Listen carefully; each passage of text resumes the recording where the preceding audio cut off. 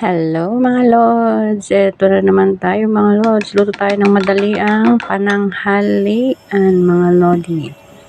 Eto nga at naghugas ako ng konting spinach at dalawang itlog, ayan. Gisahin muna natin konti yung spinach, lutuin muna natin bago natin ihalo ang itlog. Lagyan natin ng nor powder, ayan mga lodi.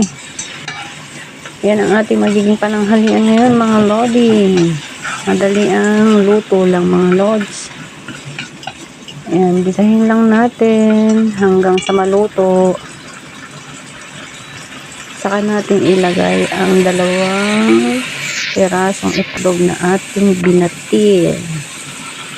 Ayan, halo na natin mga lodi. Ayan, malapit na maluto kasi luto ng ating kanin mga lodi at gutom na ang kunyang.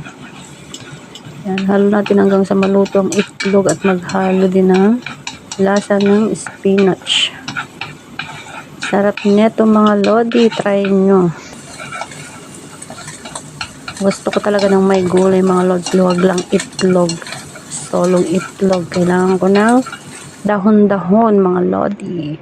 Ayan, at luto na nga mga lodi. Ayan, pwede natin kumain. Ay, hindi pa pala mga lodi. Pakulo muna tayo ng okra. Ayan.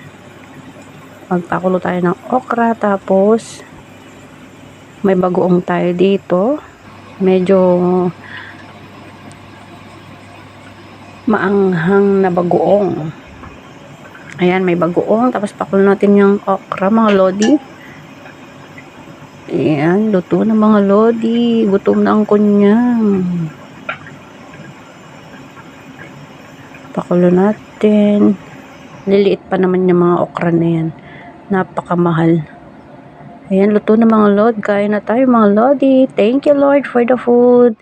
Bye-bye mga lodi.